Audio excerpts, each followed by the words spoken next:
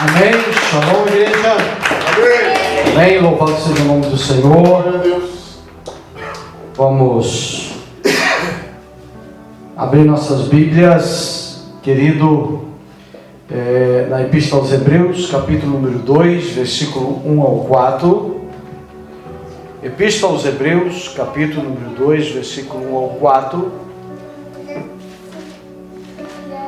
Hoje eu quero trazer uma mensagem um pouco pedagógica de ensino, mas que traz uma realidade, uma verdade pouco compreendida no meio evangélico, no meio da igreja, em meio aos excessos que muitos fazem por não conhecer, ou seja, erram por ignorância, erram por falta de conhecimento, pecam, como disse Oséias, por não conhecer e não têm motivação em prosseguir em conhecer a Deus.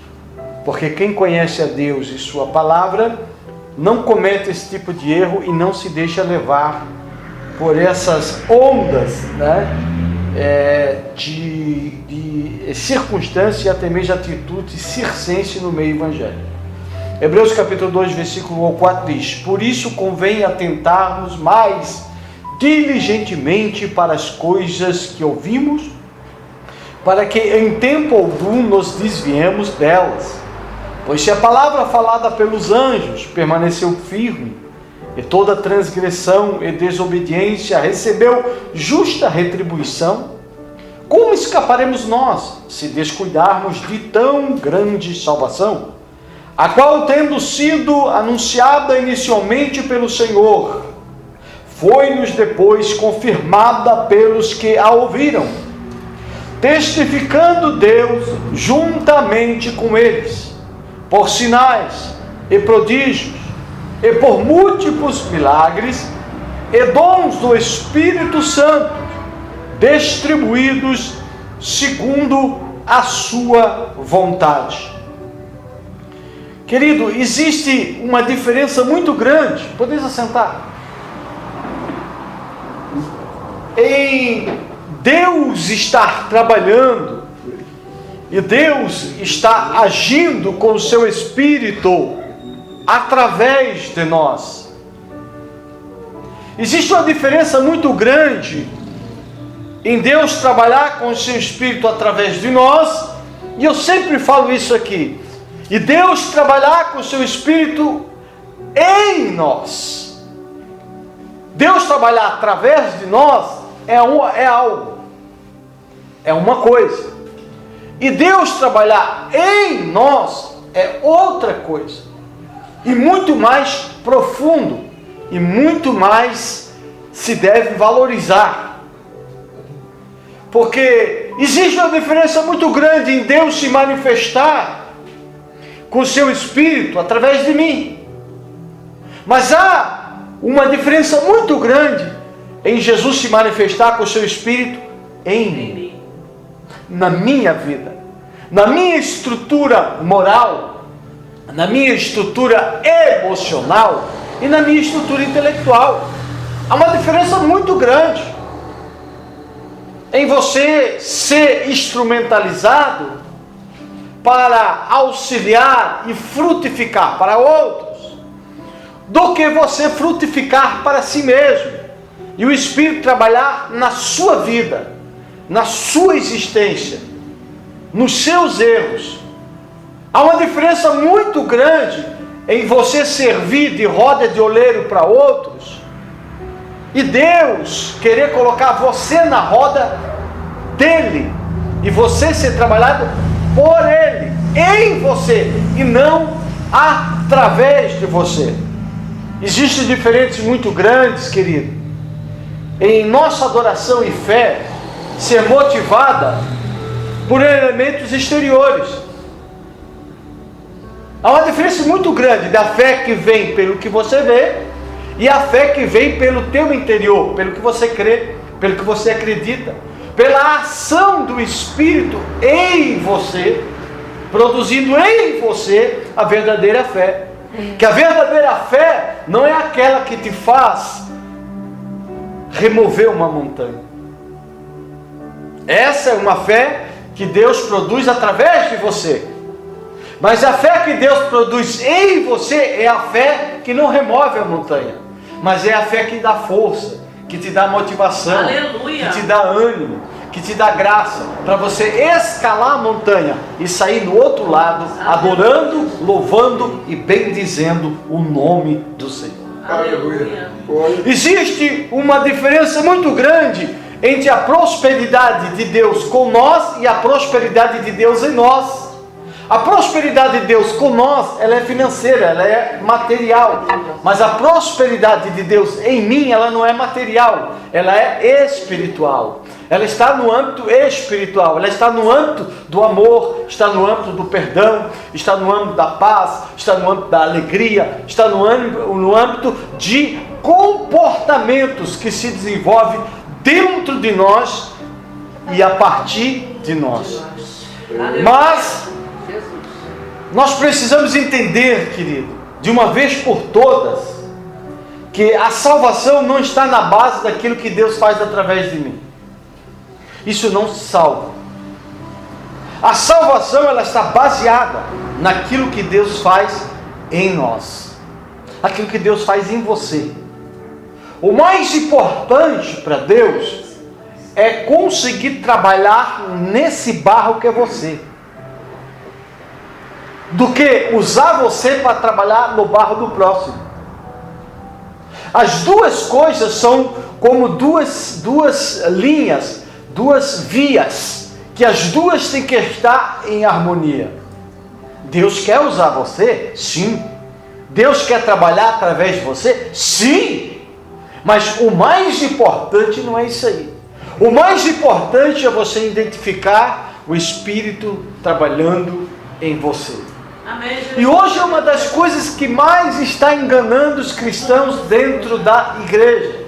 Pessoas que possuem dons de Deus, pessoas que produzem, queridos, uma manifestação de Deus externa muito grande, aonde se a gente vê uma manifestação de Deus através de pessoas, mas a gente não consegue ver Deus na pessoa, não consegue ver Deus trabalhando no comportamento da pessoa, no caráter da pessoa. E Paulo entendia tanto isso, irmãos, que Paulo disse para a igreja de Gálatas, aonde muitos estavam sendo usados por Deus, muitos estavam tendo os dons de Deus, a manifestação de Deus através deles. Paulo começou a olhar para aqueles cristãos e começou a ver a miséria deles, começou a ver a pobreza deles. Ele diz: olha, eu sinto como uma mulher a dor de parto, até que Cristo seja formado em vós. Porque o importante, eu vejo que Cristo está com vós, Cristo está com vocês, mas eu não consigo ver Cristo em vocês. Eu não consigo ver no comportamento de vocês Cristo. Eu não consigo ver na estrutura emocional de vocês Cristo. Eu não consigo ver na estrutura moral de vocês Cristo. E por isso eu sofro, por isso eu me entristeço, por isso que me dói como uma mulher sem ter dor de parto. Eu sinto dores em minha vida, porque eu não consigo ver Cristo em vós. Porque é Cristo em nós que é a esperança da glória. Não é Cristo com nós, é Cristo em nós. Deus teve muito com Israel, mas teve pouco em Israel. E isso fez com que eles perdessem a maior bênção de conhecer o verdadeiro Messias, que traz a felicidade e a salvação em nossas vidas. Então, querido, existe uma diferença também muito grande em a palavra de Deus estar agindo através de nós e a palavra de Deus está agindo em mim. Não adianta eu conhecer a Bíblia de Gênesis e Apocalipse se eu não a pratico. Por quê? Porque existe algo que é de suma importância, que Tiago diz que nós não devemos ser ouvintes da palavra de Deus. Não só ouvintes, mas praticantes. Jesus manda examinar as Escrituras, pois nós queremos ter nela a vida eterna. As Escrituras, elas precisam estar também em nós. A Escritura tem que estar se cumprindo em nós. Eu posso ter o dom de mestre, de conhecer, de citar versículos, de conhecer o profundo e o mais profundo da Bíblia Sagrada. Mas se ela não for uma espada de dois gumes na minha vida, eu jamais conseguirei ter a salvação. Eu não vou conseguir entrar no céu com a Bíblia debaixo do braço. Eu não vou conseguir entrar no céu com a Bíblia só no meu cérebro. Eu preciso entrar no céu com a Bíblia em meus comportamentos, em minha vida, uma espada de dois gumes. A Bíblia diz que em Hebreus, se não me falha a memória, é o capítulo 4, verso 12 ou 13, que diz que a Bíblia, a palavra de Deus é viva e eficaz, é como uma espada de dois gumes. Tem pessoas que dizem assim, ela corta para lá e corta para cá, né? Mas isso não é a interpretação correta. Espada de dois gumes é aquela espada que corta dos dois lados. A palavra de Deus, ela possui dois fios. Que o primeiro é interpretação e o segundo é aplicação. Por isso que é uma espada de dois gumes. Primeiro você lê, primeiro você entende, primeiro você compreende. Esse é o primeiro fio. Entendeu? Entendi. Compreendeu? Compreendeu. Aprendeu? Aprendi. Então agora coloque em prática. Existe a interpretação e a aplicação. Por isso que é uma espada de dois gumes. Ela te ensina e ela te chama à prática. Por isso que Jesus sempre condenou a hipocrisia e disse para os seus discípulos: vocês fazem o que os fariseus fazem, o que eles dizem, mas não fazem o que eles fazem, porque eles dizem algo e fazem outra coisa. A espada da escritura para eles só tinha um fio. O segundo fio eles negligenciavam. Então não adianta eu estudar a Bíblia, eu vir para os cultos, eu ouvi, e eu não tomar uma decisão firme de colocar em prática o que eu aprendo. Aleluia. Eu colocar em prática aquilo que eu sei que é correto, que eu sei que é certo. Aleluia. Deus quer que eu seja santo, eu vou lutar pela santidade. Deus quer que eu seja, querido, uma pessoa honesta, eu vou lutar pela honestidade. Deus quer que eu seja uma pessoa amorosa, eu vou amar. Deus quer que eu seja uma pessoa com capacidade de perdoar. Semana passada eu falava sobre a desgraça de não saber perdoar. Como é triste uma pessoa que não sabe perdoar. Como é empobrecedor, emocionalmente falando, uma pessoa que não sabe perdoar. Então eu preciso, querido, que os ensinos de Jesus trabalhem não só, querido, através de mim. Não adianta eu ter a capacidade de evangelizar os outros e não ter a capacidade de evangelizar a mim mesmo.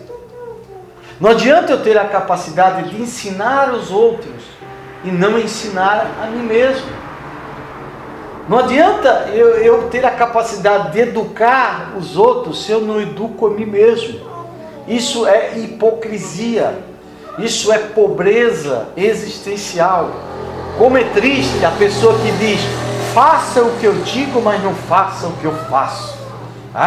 Porque os outros precisam fazer o que ele manda, agora ele não precisa fazer nada. Isso é hipocrisia. Nós precisamos, como cristão, ouvir e praticar. Tiago diz: se você ouve e pratica, você é sábio. Agora, se você ouve e não pratica, você é semelhante à água do mar, que vai levada de um lado para o outro. Você vai ser uma pessoa dúbia, com uma fé dúbia e não verdadeira. E tem algo muito importante que eu preciso colocar, é que hoje as pessoas não entendem e não compreendem que Deus usar nós é uma coisa. Agora, nós querer usar Deus é outra. Hoje nós vemos pessoas que colocam o Espírito Santo na agenda dele, mas ele não entra na agenda do Espírito Santo. Como, pastor? Não, o Espírito Santo entra na agenda dele, mas ele não entra na agenda do Espírito Santo. Qual é a agenda do Espírito Santo? Quando eu quiser te usar, na hora que eu quero, no momento que eu quero, no segundo que eu quero, eu te uso. Agora, qual é a agenda do homem para o Espírito Santo? Marca um culto e diz: Deus vai revelar, Deus vai profetizar, Deus vai curar, porque eu estou falando que Deus vai fazer isso. Aí Deus tem que curar na hora que Ele fala, tem que profetizar na hora que Ele fala e tem que revelar na hora que Ele fala. Se você vai nessas igrejas, corre dessas igrejas, porque isso é simplesmente usar o Espírito Santo para patrocinar o seu próprio ministério, sem Jesus nunca estar falando nada do que Ele está dizendo. Porque o Espírito Santo não se deixa encabrestar. O Espírito Santo não age na hora que eu quero. O Espírito Santo não trabalha na hora que eu quero. É Ele que me usa, não sou eu que uso Ele. Eu tenho que entrar na agenda dele. A hora que Ele disser, quero te usar, eu vou te usar. Agora, tu não pode usar o Espírito Santo. Eu não posso chegar aqui e dizer assim, irmã, vem amanhã aqui às 3 horas que Deus vai ter uma revelação para você. Isso é você fazer agenda para o Espírito Santo. É você dizer para o Espírito Santo trabalhar como você quer. E isso não existe. Existe, irmão, Deus agir quando Ele quer, na hora que Ele quer. Não existe revelação de hora marcada, não existe profecia de hora marcada, não existe. Não adianta você procurar e ligar para o Disque Profecia e as pessoas até cobrar de você uma profecia. Aí ele vai lá com uma profecia ensaiada, te fala um monte de besteira, te promete um monte de coisa e não é Deus falando. Porque Deus, se Ele quiser falar contigo, não precisa tu ligar. Ele envia uma pessoa que Ele quer usar na hora que Ele quer e manda lá na tua casa. Aleluia. Glória a Deus.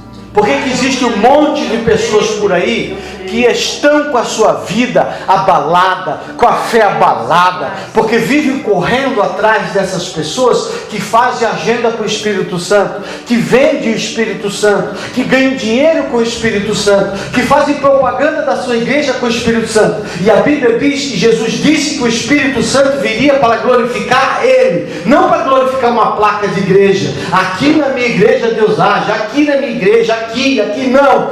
Você, quando vai fazer uma propaganda, faça a propaganda para Jesus, porque o Espírito Santo trabalha exclusivamente para Ele. Aleluia. No dia que o Espírito Santo trabalhar para uma placa de igreja, ele deixa de ser Espírito Santo. Aleluia. Aleluia. Porque o que está escrito nas Escrituras é que o Espírito Santo viria para glorificar o nome de Jesus.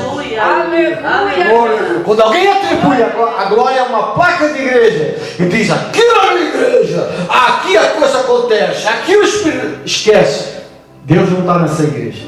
Porque Deus, Ele não é, querido, um Deus que faz acepção de igrejas. A verdade. A igreja dele é uma. A igreja dele não tem nome. Aleluia. A igreja dele tem de pessoas. A igreja tem gente. A igreja tem salvo. A igreja tem transformado pelo Espírito Santo. E não pessoas que fazem do Espírito Santo um instrumento para ganhar dinheiro. Então o Espírito Santo, ou seja, não é o Espírito Santo que deve cumprir a nossa agenda. É nós que temos que cumprir a agenda dele. Não é o Espírito Santo que deve trabalhar para nós, mas somos nós que temos que trabalhar para o Espírito Santo. Não é nós que temos que usar o Espírito Santo, mas o Espírito Santo é que tem que usar nós. Não podemos marcar hora ou agendar cultos para o Espírito Santo profetizar, revelar, curar, pois isso acontece no tempo dele e quando ele quer e não quando nós queremos. A ação por isso que no começo diz que Deus distribuía os dons do Espírito Santo segundo a vontade dele e não segundo a minha. Eu não posso marcar hora para o Espírito Santo. Quem faz isso é o macumbeiro. O macumbeiro é que marca a hora. Você vai lá, marca a hora com o macumbeiro chega lá, baixa o bichão lá e vai te consultar. Verdade. Fuja dessas igrejas que marcam a hora para o Espírito Santo, porque isso não é igreja, isso é macumba, é espiritismo. Isso não é Bíblia. O Espírito Santo não se deixa marcar a hora, é Ele que age na hora que Ele quer, como Ele quer, no momento que Ele quer. Aleluia. A igreja, quando estava no Pentecoste, ela ficou, querido, vários dias 40 dias orando, não sabia o que ia acontecer. Não se via a igreja primitiva, vamos marcar uma hora para o batismo no Espírito Santo. Não, estavam eles lá, esperando a promessa. Eles não podiam dizer, não, amanhã vai cair, vai acontecer o Espírito Santo, amanhã vai descer o Espírito Santo. Não, Deus disse, vocês vão aguardar, na minha hora eu vou mandar. Aleluia. Na minha hora. Então, irmãos, fuja dessas igrejas em nome do Senhor Jesus. Tá? Aleluia. Outra coisa, não é o Espírito Santo que é nosso instrumento, é nós que somos instrumento dele. Eu não posso programar cultos para o Espírito Santo agir, pois o Espírito Santo tem sua própria soberana programação para as suas ações. Eu fui batizado com o Espírito Santo no mesmo dia que a Santina foi. Quando ela viu eu sendo batizado, ela foi. Mas eu fui para a igreja, eu não sabia se eu ia ser batizado do Espírito Santo. Eu não sabia. Eu simplesmente orei e pedi, mas eu não sabia que seria naquele dia. Mas foi naquele dia que Ele escolheu. Aleluia. Não eu. E o pregador nem estava pregando sobre batismo no Espírito Santo. Ele estava pregando sobre, eu me lembro, Atos capítulo 8, ele estava falando sobre Filipe, sobre cura, mas ele não estava falando sobre batismo do Espírito Santo. E nem orou para o batismo do Espírito Santo. Ele disse, ó, quem quiser oração vem na frente. E eu fui batizar. Mas no momento dele, na hora dele, como ele quis, na hora que ele quis. E sempre eu deixei o Espírito Santo me usar na hora que ele quisesse. Nunca eu marcar hora para o Espírito Santo. Glória, Nunca fiz culto, querido, para marcar hora para o Espírito Santo. Tá? Toda a profecia em cima do eu profetizo não é de Deus. Irmãos, tem um adágio no meio agora, assim, no meio evangélico, que diz assim, eu profetizo. E acha que isso é bíblico. Não é. Profecia é coisa séria. Quando você diz assim, ó, eu profetizo, quando você diz assim, vai ter que se cumprir. Se não se cumprir, tu é um falso profeta. Porque você disse, eu profetizo. As pessoas fazem isso como uma palavra positiva. Não fazem por mal, mas não sabem a seriedade que é isso. Querido, profetizar algo em nome do Senhor é coisa séria. Ai daqueles que dizem que diz o Senhor e não é o Senhor. E o que eu vejo? Eu profetizo em nome do Senhor. Tu vai conseguir. Aí o cara vai lá, quebra a cara. Profetiza em nome do Senhor que tu vai passar nesse teste. Aí ele vai lá e reprova. Aí o cara olha, irmão, o senhor daquela mulher lá é um fuleiro mesmo, né? Porque lá é um fuleiro, porque ela profetizou. Irmãos, nós não podemos colocar afirmações em nome do Senhor se não for o Senhor. Se for o Senhor, o cara passa. Se não for o Senhor, é você. Quando você diz assim, eu profetizo, não se cumpriu, não fique triste, não fique desanimado, porque você pode errar. O ser humano erra. O ser humano muitas vezes pensa que é o Senhor e não é, mas ele não fala por maldade. Ele pensou que foi o Senhor. Agora, se não se cumprir, não é o Senhor. Porque o Senhor fala, Ele cumpre. Quando Ele fala, Ele cumpre. Aleluia. Donos espirituais não podem estar fundamentados na vontade humana, mas sim na sublime vontade de Deus. Eu não posso chegar, eu tenho dons espirituais, eu não posso usar baseado na minha vontade. Ah não, irmão, vem cá amanhã às 3 horas que vai ter profecia. Como que eu vou saber se vai ter? Se eu profetizar, vai ser coisa minha. Porque Deus não vai se sujeitar ao meu decreto. Não, vocês vêm amanhã porque vai ter oração por revelação. Irmãos, eu orei muito sobre isso, eu pedi muito sobre isso. Deus já me usou várias vezes em revelação. Mas toda a revelação que vira costume, ato na igreja, não é revelação. É revelamento. igreja que todo culto tem revelação, você pode ter certeza, não é de Deus. Ali tem o dedo do homem. Porque a igreja primitiva nunca foi assim. Pedro não revelava todo dia, Tiago não revelava todo dia, Jesus nunca revelava todo dia. Não existia isso. Isso foi de um tempo para cá que começou a oração por revelação. Dá para o povo que o povo quer ouvir. Aí todo mundo vai ali, é revelação, é revelação. Pode ver, de 100 cumpre uma. Eu já fiz o teste. De 100 cumpre-se uma. Só que todo mundo se agarra na uma e as 99 ele se esquece. O cara recebe 99 revelação, mano. Não se cumpre as 99, mas se cumpre uma, pronto. Ele se agarra naquela uma. As outras, não, as outras não foi uma hora. Não, irmãos, não existe. Se Deus falou, está falado. Acabou. Então, hoje, e por que as pessoas hoje estão sendo iludidas desse jeito? Por falta de conhecimento. É tão simples. Todo culto tem revelação. Todo culto tem revelação. Todo culto tem revelação. Todo culto tem revelação. O dia que não tiver, sai murmurando. Por quê? Porque foram engodados, foram mal acostumados. E isso Deus não faz. Deus não faz filho mimado. Todo culto tem que revelação, todo culto tem isso. Tem pessoas que pensam que Jesus curava todo dia. Você pensa que Jesus curava todo dia?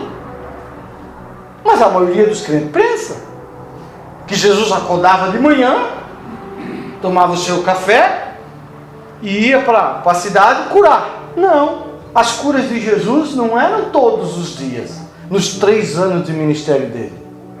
Ele não curava todo dia. As curas de Jesus eram específicas. As curas de Jesus tinham propósitos. Ele curava com propósito.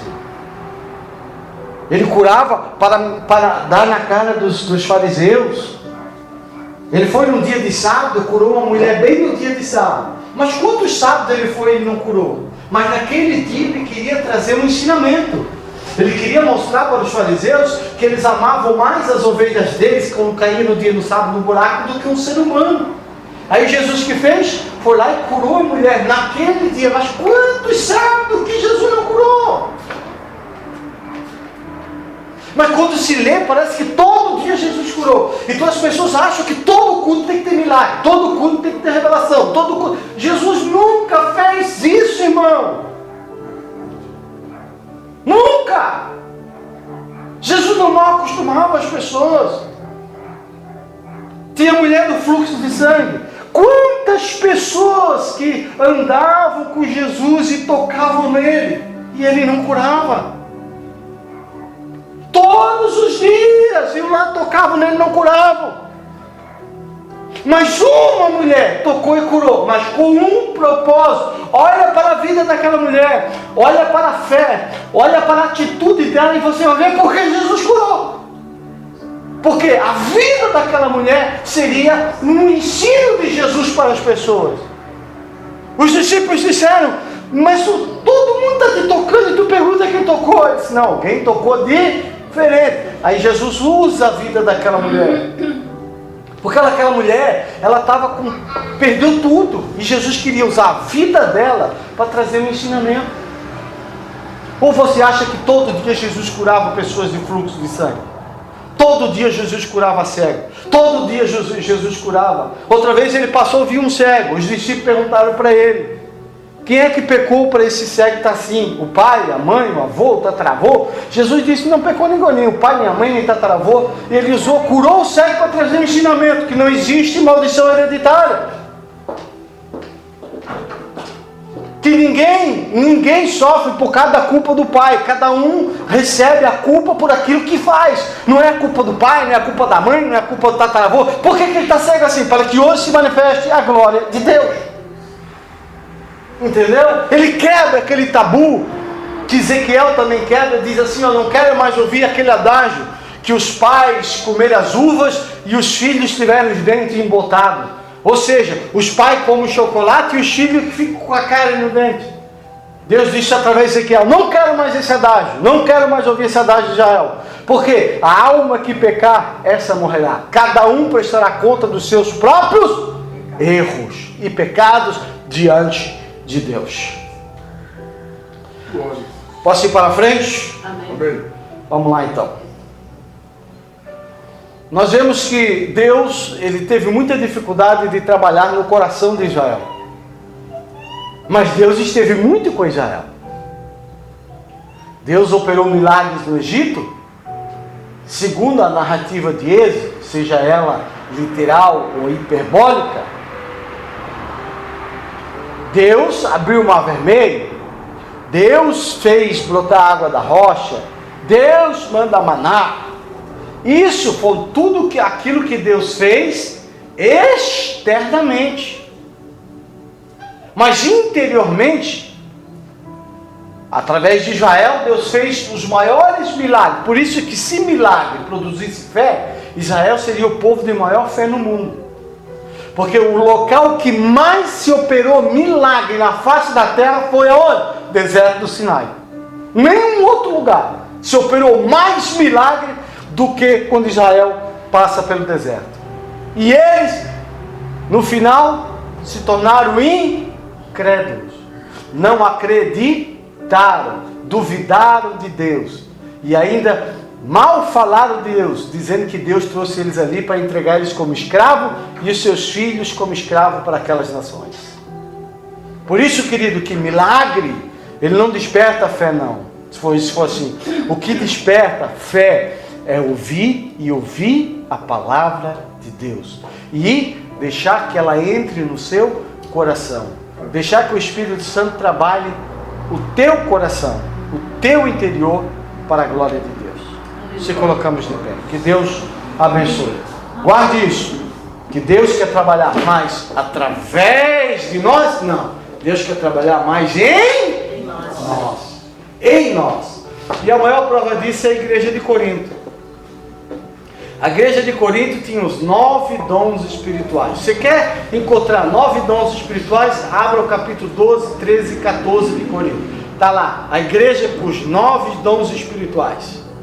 E para você ver que o mais importante não é o que Deus faz através, que se a igreja tinha os 9 dons, ela tinha o dom da sabedoria, tinha o dom de discernimento de espírito, tinha o dom da ciência, tinha um dom de fé, dom de maravilhas, tinha dom de curas, tinha dom de falar em línguas, de interpretação de línguas e profecia.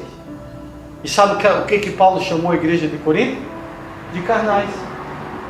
Vós sois carnais. Por quê? Porque vocês têm os 9 dons. Deus trabalha através de vocês, olha, mas a coisa mais linda do mundo. Deus trabalha através de você. Agora Deus não pode trabalhar em vocês. Por quê? Porque vocês são tão contendeiros, tão briguentos, tão divididos, que um diz que é de Paulo, o outro diz que é de Apolo, o outro diz que é de Pedro, de Cefas, e outros diz que é de Jesus. E aí Paulo diz, vocês não entendem, vocês não compreendem, ó carnais, que um plantou, um regou, mas o crescimento não vem nem de Paulo, não vem nem de Apolo, não vem nem de Cefas, vem de Deus. Para você entender o quão é importante, mais importante na vida da pessoa, Deus trabalhar em você. Eu fico muito alegre quando eu sinto Deus em mim, Deus dentro de mim bradando, Deus dentro de mim me cobrando, Deus dentro de mim me disciplinando, Deus dentro de mim me chacoalhando e dizendo, olha seu teimoso, toma jeito. Oh, como eu gosto. Se tem uma coisa que eu gosto é ser disciplinado por Deus, porque eu sei que assim Ele está mostrando o seu amor, Ele está mostrando o seu interesse comigo. Aleluia. E que Ele quer que eu alcance o céu. Agora, ruim é quando Ele abandona, Ele faz como Saul. Porque Saul estava se desviado, Samuel ia lá e, Senhor, tem misericórdia. Samuel, não ore mais por ele, porque eu o rejeitei. Samuel orava por Saul. E Deus diz, para,